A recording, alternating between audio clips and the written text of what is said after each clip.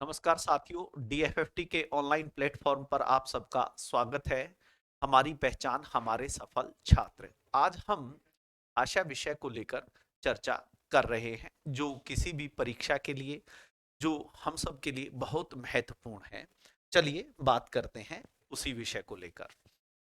हमारे पास सबसे पहले एक शब्द आता है, राष्ट्रभाषा। बहुत सारे विद्यार्थी इस विषय को जानना चाहते हैं। एक शब्द आता है हमारे पास, राजभाषा। एक शब्द हमारे पास आता है, राज्य भाषा। एक शब्द हमारे पास आता है, मातृभाषा। एक शब्द हमारे पास आता है, त्रिभाषा। अब यहां पर एक बहुत बड़ा कॉन्सेप्ट है, एक शब्द और भी आ जाता है, शास्त्रीय भाषा। कहने का तात्पर्य, ये एक बड़ा प्रश्न है हमारे सामने कि हमें इन सब के बारे में पता होना चाहिए, क्योंकि परीक्षा की दृष्टि से ये बहुत सारे शब्द महत्वपूर्ण है हमारे लिए।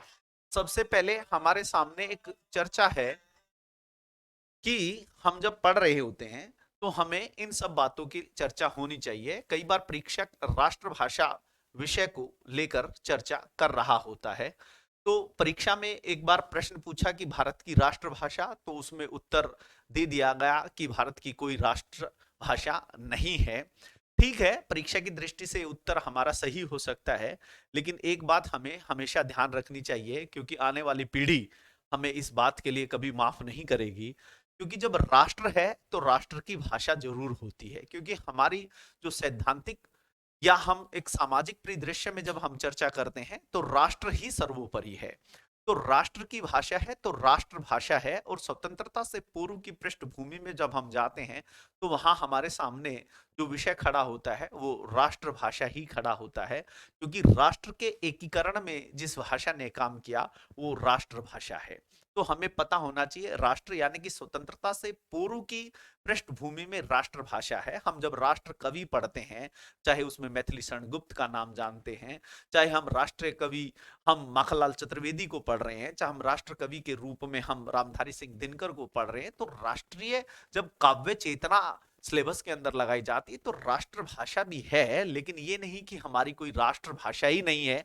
ये एक प्रश्न का उत्तर हो सकता है, लेकिन इस बात को हम अब आने वाली पीढ़ी को ऐसे उल्टे सीधे तरीके से ना बताएं। तो इसलिए इस बात का हमें ध्यान रखना चाहिए, इस बात का हमारे पास चिंतन होना चाहिए। अब विषय खड़ा हुआ कि राजभाषा। हाँ, ये अच्छा विषय है कि राजभाषा क्या। अब थोड़ा सा हम आगे बढ़े कि भारत की स्वतंत्रता की जब हम बात करते हैं तो भारत जो आजाद स्वतंत्रता जब हुई तो 1947 पर हम बात करते हैं। लेकिन भारत का संविधान लागू हुआ 1950 में। और जब ये संविधान लागू हुआ तो उसी समय एक विषय चला हमारे दिमाग में कि भारत की जो है वो राजभाषा क्या हो। तो यहां पर एक बड़ा प्रश्न है। तो वहां हम क्या करते हैं, 14 सितंबर को आप सब हिंदी दिवस भी मनाते हैं। 14 सितंबर, 14 सितंबर 1949 को जब उस पूरी संविधान सभा ने हिंदी को राजभाषा के रूप में स्वीकार कर लिया गया, और इसी दिन को हम 14 सितंबर को ही हम हिंदी दिवस के रूप में भी मनाते हैं। ये हमारा पता होना चाहिए। ये एक नंबर का वहां क्वेश्चन आ जाता है, हम उसको क्लिक भी कर देते हैं और वहां उसका उत्तर भी लगा देते हैं। ये हमें पता होना चाहिए, क्योंकि संविधान सभा की जो बैठक हुई थी उसमें हिंदी को राजभाषा के रूप में स्वीकार कर लिया गया। ये यहां हमें बात समझ में आ गई है। अब प्रश्न ये कि बहुत सारे जो राज्य और बहुत सारे जो वहां पर जो बैठे मंत्री हैं, जो बहुत सारे नेता हैं, उन्होंने कहा केवल एक ही भाषा, हिंदी को ही क्यों। तो वहां पर एक बड़ा विवाद भी रहा।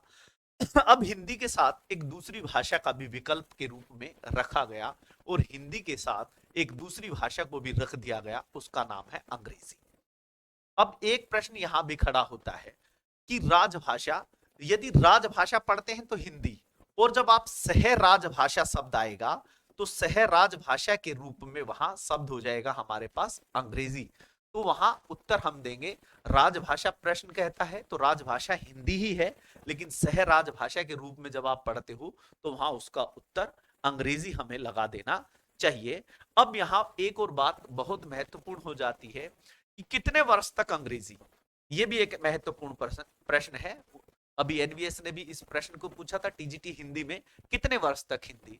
तो यहां पर प्रश्न ये रहा कि 15 वर्ष तक, कितने वर्ष तक, 15 वर्ष तक हम हिंदी के साथ अंग्रेजी को सह राजभाषा के रूप में लेकर चलेंगे 15 वर्ष तक। ये भी एक इंपॉर्टेंट विषय है कि कितने वर्ष तक, 15 वर्ष तक हम हिंदी के साथ अंग्रेजी को सह राजभाषा के रूप में लेकर चलेंगे। यहीं पर एक प्रश्न और खड़ा होता है, संघीय भाषा और सह संघीय भाषा।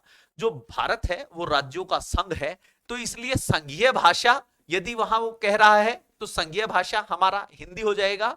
और जब सह संघीय भाषा की बात करता है, सह संघीय भाषा की यदि बात करता है तो वहां हमारा अंग्रेजी हो जाएगा। तो हमें इन सब बातों का पता होना चाहिए। अब यहां से एक प्रश्न और खड़ा हो गया कि 15 वर्ष तक, यानी कि 1950 से 15 वर्ष की बात कर रहा है, यदि हम इसमें ऐड करते हैं तो 1965 होना चाहिए था। लेकिन 1965 से पहले ही 1963 यानी कि 1963 के अंदर official language act, official language act लाया गया। और ऑफिशियल लैंग्वेज एक्ट के अंदर अंग्रेजी को सदा के लिए, अंग्रेजी को किसके लिए, सदा के लिए सह राजभाषा के रूप में चुन लिया गया। यानी कि अब आप या हम एक बात समझ सकते हैं कि हम 1963 के बाद की जो जनरेशन है या 1963 के बाद का जो जनसमूह खड़ा हुआ, तो एक बात तो यहां उत्तर हमारे समझ में आ जाना चाहिए था कि 1963 के बाद के जनसमूह के पास दो भाषाएं सदा के लिए हो गई, हिंदी और अंग्रेजी। तो यहां पर हमें एक बात समझ में आ गई कि 14 सितंबर को जो संविधान सभा ने वहां पर हिंदी को यानी कि जो एक मान्यता दी थी, वो आगे बढ़ते बढ़ते वो सदा के लिए हिंदी के साथ अंग्रेजी को भी सदा के लिए प्रयोग में लेकर चलाया गया। यहां पर हमारी बात समझ में आ जानी चाहिए थी।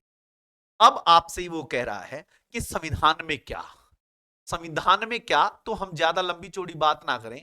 तो संविधान के अंदर 343 और 343 के 1 में वो कहते हैं कि 343 के 1 में देवनागरी लिपि में लिखी हिंदी, किसमें, देवनागरी लिपि में, कौन सी लिपि में, देवनागरी लिपि में लिखी हिंदी को आज हम, यानी कि एक ही भाषा की वहां बात है, देवनागरी लिपि में हिंदी को आज हम राजभाषा के रूप में स्वीकार करते हैं। तो हमसे वो प्रश्न करता है कि हिंदी को किस संविधान के किस, तो वहां आप बता सकते हो 343, यानी कि अध्याय 17, अध्याय लिख सकते हो, वहां पर भाग लिख सकते हैं, अध्याय 17 में है वो। और अध्याय 17 के 343 के 1 में देवनागरी लिपि में लिखी हिंदी को वहां पर राजभाषा हिंदी के रूप में हम वहां स्वीकार करते हैं। ये हमें पता होना चाहिए। अब यहीं से एक विषय और खड़ा हो जाता है कि हिंदी तो हमारी समझ में आ गया। अब 1950 के अंदर, 1950 में जब आप पढ़ रहे थे तो 1950 में 14 भाषाएं, आप पढ़ते हो कि संविधान की अष्टम अनुसूची में कितनी भाषाओं को मान्यता मिली है, यह भी एक बड़ा प्रश्न है। 8वीं जो अनुसूची है उसके अंदर कितनी भाषाओं को मान्यता मिली है, तो हम सब वहां एक बात बता देते हैं कि 22 भाषाओं को मान्यता मिली है। संविधान के अनुसार हमें 22 भाषाओं को मान्यता मिली है। तो 22 भाषाएं कैसे हो ये भी तो हमें पता होना चाहिए कि उन 22 का आंकड़ा पूरा कैसे हो। तो हमारे पास 1950 में कितनी भाषाएं आ गई हैं, हमारे पास 14 भाषा आ गई। और फिर 1967 के अंदर एक भाषा और जोड़ दी गई, 1967 के अंदर एक भाषा और जोड़ दी गई, यानी कि सिंधी भाषा हमारे अंदर यहाँ एक और भाषा का वहां पर मेल कर दिया गया। फिर 1992 के अंदर और फिर 2003 के अंदर, 1992 एंड 2003 के अंदर भी हमारे सामने कुछ भाषाओं को जोड़ दिया गया। और वो भाषा जो भी जोड़ी गई है वो आपके सामने है। 1992 में 3 और 2003 के अंदर 4 भाषाओं को जोड़ दिया गया। 3, माफ करना, यहां 3 लिख देते हैं, 3 भाषाओं को और यहां पर 4 भाषाओं को जोड़ दिया गया। कहने का तात्पर्य, अब यदि हम जोड़ते हैं 14 1 15, 15 और 3 18, 18 और 4 22 भाषाओं का यहां योग हो गया है। और जब 22 भाषाओं का यहां योग हो गया तो ये 22 भाषाएं संविधान की 8वीं अनुसूची में हमारे सामने उभर कर आ गई। अब यहां पर एक सिंधी है। जब आप 1992 का पढ़ रहे थे उसमें 3 भाषाएं हैं, कोंकणी, मणिपुरी और नेपाली।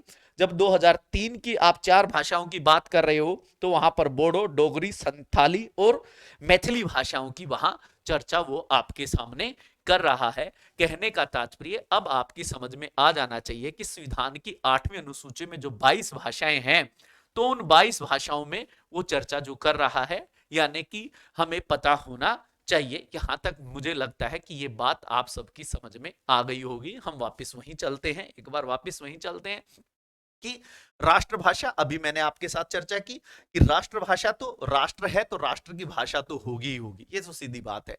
राजभाषा के रूप में भी मैंने आपके साथ चर्चा की कि संविधान में 343 के 1 में वहां देवनागरी लिपि में हिंदी की बात करता है। अब यहां पर एक प्रश्न खड़ा होता है कि राज्य भाषा, अब यहां प्रश्न ये खड़ा होता है कि राज्य भाषा की भारत के अंदर जब पहला जो राज्य बना है, वो भाषाई आधार पर जो राज्य बना उसका नाम हमें पता होना चाहिए। वो प्रदेश है हमारा आंध्र प्रदेश, यानी कि 1953 के अंदर आंध्र प्रदेश राज्य का गठन हो गया भाषा के आधार पर। ये पता होगा मेरे ख्याल से आप सबको, आंध्र प्रदेश का गठन हो गया था 1953 में भाषा के आधार पर।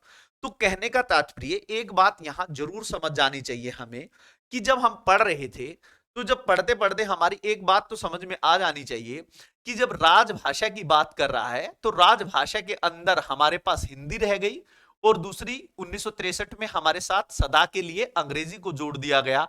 यानी कि हम दो भाषाएं तो पढ़ रहे हैं, बाइलिंगुअल तो हम हो ही गए हैं, तो दो भाषाएं हैं। अब राज्यों ने भी भाषा जोड़नी शुरू कर दी है, यानी कि राज्य भी अपनी भाषा की मांग कर रहे हैं। और तेलुगु जो भाषा है वो यहाँ आंध्र प्रदेश में शुरू हुई और फिर हरियाणा और पंजाब अलग हुए, तो वहां पर हरियाणा के अंदर जो हिंदी रही, पंजाब के अंदर पंजाबी चली गई, वहां गुजरात और महाराष्ट्र अलग हो गए, वहां गुजराती चली गई और वहां मराठी भाषा हो गई। तो कहने का तात्पर्य, राज्य भी अपनी भाषाओं की मांग करने लगे, तो कहने का तात्पर्य अब यहां तीसरी भाषा भी जुड़ गई। तो वहां जो हमने एक बिंदु लिखा त्रिभाषा, यानी कि कोठारी कमीशन को जब आप पढ़ते हो, डीएस कोठारी, दौलत सिंह कोठारी, तो कोठारी कमीशन को हम जब पढ़ते हैं 1964 टू 66 के अंदर जब उसने अपनी रिपोर्ट को जमा किया था, तो 66 में कहा था त्रिभाषा सूत्र के माध्यम से ही बालक को पढ़ा जाए। तो कहने का तात्पर्य 1966 में यह पूरा दृश्य क्लियर हो चुका था, क्योंकि 1963 के अंदर हम बाइलिंगुअल हो गए हैं, तो सदा के लिए हो गया है। फिर 1953 में जब राज्य बन गया था एक, और उसके बाद जब अलग अलग राज्य मांग करने लगे तो उनकी भी राज्य भाषाएं भी आने लगी। और ये संविधान के 345 में आप राज्य भाषा के बारे में पढ़ते हो, ये भी हमें पता होना चाहिए। तो वहां राज्य भाषा की भी चर्चा होने लगी। तो कहने का तात्पर्य, बैठे बिठाए एक बालक, छोटा सा बालक, वो त्रिभाषा सूत्र के घेरे में आ गया। यानी कि जो भारत सरकार की जो भाषा प्लस में जो राज्य की भाषा है, तो वहां त्रिभाषा सूत्र आपका वहां प्रयोग में आ गया। तो कहने का तात्पर्य, आप त्रिभाषा सूत्र वहां पूर्णतः लागू हो गया। हालांकि इसको लगाने का कारण कोई और ही रहा, लेकिन फिर भी हमें एक बात वहां समझ लेनी चाहिए। अब बचा शब्द है मातृभाषा। बार बार जब आप पढ़ रहे हो, जब आप 1964 टू 66 कोठारी कमीशन को पढ़ रहे हो, तो वहां भी मातृभाषा की बात कर रही है कि बालक को प्राथमिक स्तर पर कौन सी भाषा में पढ़ाया जाए, मातृभाषा में पढ़ाया जाए। जब आप 1968 की राष्ट्रीय शिक्षा नीति पढ़ रहे हो, वहां भी बालक से चर्चा कर रहा है बालक को प्राथमिक स्तर पर कौन सी भाषा में पढ़ा जाए, मातृभाषा में। जब 1986 की बात कर रहे हो, वहां भी बालक को कौन सी भाषा में पढ़ाया जाए प्राथमिक स्तर पर, मातृभाषा में पढ़ाया जाए। जब एनसीएफ 2005 पढ़ रहे हो, तो वहां भी बालक को कौन सी भाषा में पढ़ाया जाए, मातृभाषा में पढ़ाया जाए। जब आप राष्ट्रीय शिक्षा नीति जो 2020 की बात कर रहे हो, तो वहां भी बालक को प्राथमिक स्तर पर जो पढ़ाया जाए वो कौन सी भाषा में पढ़ाया जाए, मातृभाषा में पढ़ाया जाए। तो कहने का तात्पर्य, आप पूरे शिक्षा के दृष्टिकोण को यदि आप देख रहे हो, तो राष्ट्रीय शिक्षा नीति हो या चाहे आप वो कोठारी कमीशन है या आप एनसीएफ पढ़ रहे हो, तो जहां भी आप जा रहे हो, बालक का जो प्राथमिक स्तर पर जो शिक्षण हो रहा है वो किस में हो रहा है, मातृभाषा पर ही वो जोर दे रहा। बार बार वो कह रहा बालक की जो प्राथमिक शिक्षा होगी वो मातृभाषा में होगी। तो कहने का तात्पर्य, जो राज्य ने अपनी भाषा स्वीकार कर ली वो मातृभाषा के रूप में स्वीकार हो जाती है और बालक वहां पर उसी भाषा के बारे में चर्चा कर रहा है। तो यहां पर जो राष्ट्रभाषा शब्द है, जो राजभाषा शब्द है, जो राज्य भाषा शब्द है, जो मातृभाषा शब्द है और जो त्रिभाषा शब्द है, ये लगभग मैं मानकर ये चल रहा हूं कि हमारी समझ में आ जाना चाहिए। अब बचा शब्द शास्त्रीय भाषा, क्योंकि जब हम पढ़ रहे हैं शास्त्रीय भाषा, अब यहां प्रश्न खड़ा होता है कि शास्त्रीय भाषा किसे कहें। यहां पर एक प्रश्न ये है कि शास्त्रीय भाषा हम किसे कहें। तो वहां जब कोठारी कमीशन ने अपनी उस रिपोर्ट में जब बताया कि शास्त्रीय भाषा वह भाषा जो 1500 से 2000 वर्ष पुरानी हो, जिसका अपना साहित्य, जिसकी अपनी लिपि है, हम उसको क्या मानते हैं, शास्त्रीय भाषा मानते हैं। लेकिन शास्त्रीय भाषा, पहली शास्त्रीय भाषा का दर्जा किसे मिला, यह भी एक बड़ा प्रश्न है। यह भी हमारे सामने आता है कि पहली शास्त्रीय भाषा अकॉर्डिंग टू योर कॉन्स्टिट्यूशन, वहां संविधान के अनुसार पहली शास्त्रीय भाषा का दर्जा किसे मिला, तो यह भी हमें पता होना चाहिए। जब आप रिपोर्ट पढ़ते हो तो वहां आपको पता होना चाहिए। तो ये 2004 के अंदर आप पढ़ते हो, 2004 के अंदर तमिल को मिला, फिर इसी को आगे बढ़ाएं 2005 के अंदर संस्कृत को मिला। This is the important for you, क्योंकि बालक यहां बहुत बड़ी गलती करता है, वो पहली शास्त्रीय भाषा के रूप में संस्कृत लगा देता है। नॉर्थ इंडिया का जो बालक है वो पहली भाषा है वो समझता संस्कृत ही होगी, लेकिन उसे ये पता होना चाहिए पहली शास्त्रीय भाषा का दर्जा तमिल को मिला है। और जब आगे संविधान का संशोधन हुआ तो संस्कृत को दिया गया, और फिर जब आगे शास्त्रीय भाषा के रूप में वो फिर पढ़ता है तो 2008 में वो कन्नड़ और तेलुगु को पढ़ रहा है। 2008 में कन्नड़ और तेलुगु के रूप में वह शास्त्रीय भाषा कन्नड़ और तेलुगु के रूप में वो शास्त्रीय भाषा के रूप में पढ़ रहा है। फिर 2013 एंड 2014 के अंदर भी दो शास्त्रीय भाषा का स्वरूप जो है वो हमारे सामने उभर कर आता है। 13 के अंदर आप मलयालम और 2014 के अंदर आप ओडिया भाषा, यानी कि यहां मलयालम हो गया, मलयालम, और यहां पर ओडिया भाषा के रूप में आपके सामने आ गया। कहने का तात्पर्य हमें यह भी पता होना चाहिए कि जो हम ये अध्ययन कर रहे हैं, जो शास्त्रीय भाषा का अध्ययन कर रहे हैं, तो हमें ये सारी बातें पता होनी चाहिए। ये बेसिक जो प्रश्न है, जो आधारभूत बिंदु है भाषा की दृष्टि से, ये हमें पता होना चाहिए कि हम क्या पढ़ रहे हैं, कैसे पढ़ रहे हैं, किस दृष्टिकोण से पढ़ रहे हैं, हमें कैसे पढ़ना चाहिए। क्योंकि भाषाई प्रश्न लगता है कि कहीं ना कहीं इसी में से कोई एक प्रश्न आने वाली परीक्षा में हम सब के लिए बहुत ही महत्वपूर्ण होगा कि राष्ट्रभाषा क्या है, राजभाषा क्या है, राज्य भाषा क्या है, मातृभाषा क्या है, त्रिभाषा क्या है, और फिर अंत में जो हमने बात की वो शास्त्रीय भाषा के रूप में बात की। तो मैं मानकर ये चलता हूं कि आप सबको इस छोटे से वीडियो में बहुत कम टाइम, बहुत ही ज्यादा समझाने का आपको प्रयास किया गया है। DFFT के ऑनलाइन प्लेटफॉर्म पर आप हमारे चैनल को सब्सक्राइब करें, हमारे चैनल को लाइक करें, इस वीडियो को ज्यादा से ज्यादा लोगों के साथ साझा करें, अपनी बात को, अपने चिंतन को जरूर रखें। धन्यवाद, आपका दिन शुभ रहे।